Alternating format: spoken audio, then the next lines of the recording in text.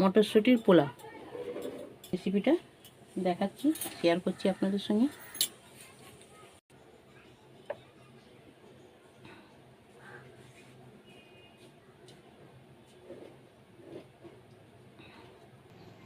দেখুন তেলটা আমার গরম হয়ে গেছে। এখানে আমি 2 টুকরো ডালচিনি আর এই 8-10টা ছোটো এলাচ আর 8-10টা লবঙ্গ নিয়েছি, তেলেতে দিয়ে দিলাম ফোড়ন হিসেবে।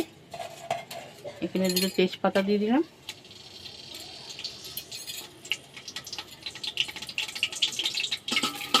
আমার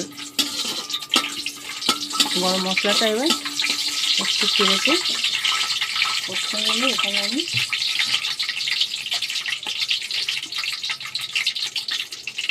3 জগ জল দেবো।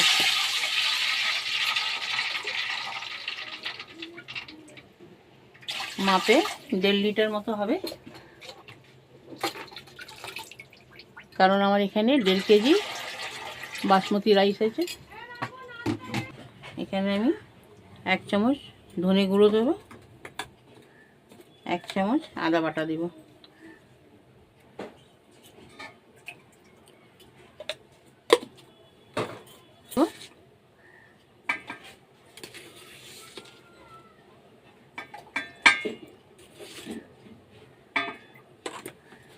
এখানে মটরশুঁটি দেব। এবার আমি জলটা ফোটার অপেক্ষায় থাকবো। জলটা ফুটে গেলে তারপরে আমি রাইসটা দিয়ে দেবো। জলটা আমার ফুটুক, আমি ঢাকাটা দিয়ে দিলাম। বন্ধুরা, জলটা আমার ভালোভাবে ফুটে গেছে। এবার আমি এখানে চালটা দিয়ে দেবো। একটু মটরটা চেক করে নিই, মটরটা দেখি হাফ, হ্যাঁ মটরটাও হাফ গলে গেছে। এটা বাসমতি রাইস আছে। আমি চালগুলো ভালো করে 2-3 বার জলে ধুয়ে পরিষ্কার করে ভিজিয়ে রেখেছিলাম। চালটা যদি আপনি আধ ঘন্টা আগে ভিজিয়ে রাখেন তাহলে ভাতটা বেশ সরু সরু আর লম্বা লম্বা হবে। এবার আমি এগুলি ঢাকা দেব।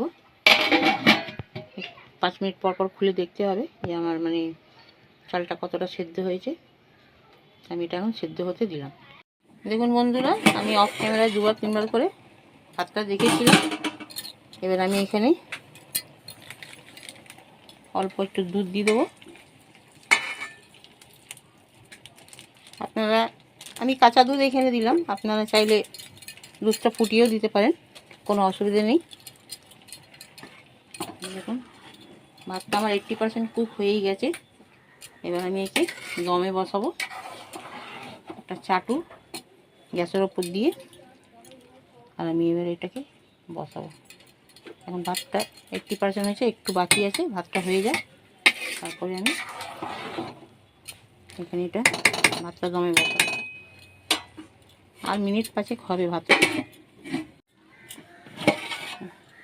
এবার আমি এখানে ভাতটা আমার হয়ে এসছে। এখানে আমি এবারে কেওড়া জল দেবো, একটু জল দেবো।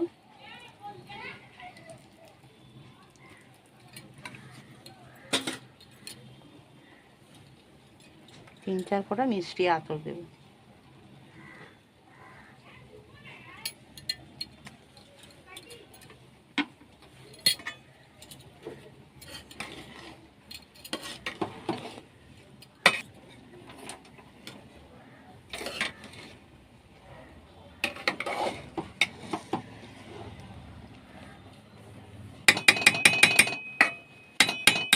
এখানে 2 চামচ ঘি দিয়ে দেবো, একটু ভালো স্বাদটা আসার জন্য।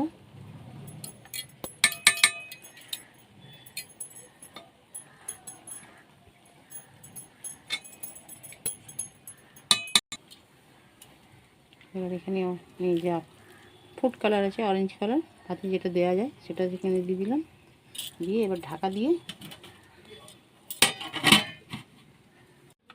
দেখুন বন্ধুরা ভাতটা আমার হয়ে গেছে। পোলাও ভাত করছিলাম, এই আমার ভাতটা কি সুন্দর ঝরঝরে ভাত হয়েছে দেখুন। এবার আমি এটাকে সার্ভ করে দেখাবো।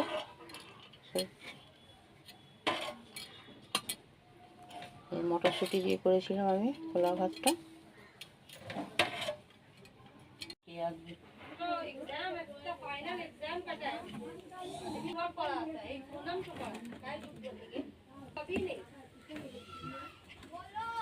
বন্ধুরা, যদি এই পোলাও ভাতটা আপনাদের ভালো লাগে তাহলে আমার চ্যানেলটিকে সাবস্ক্রাইব করে একটা লাইকের বাটন চেপে দেবেন।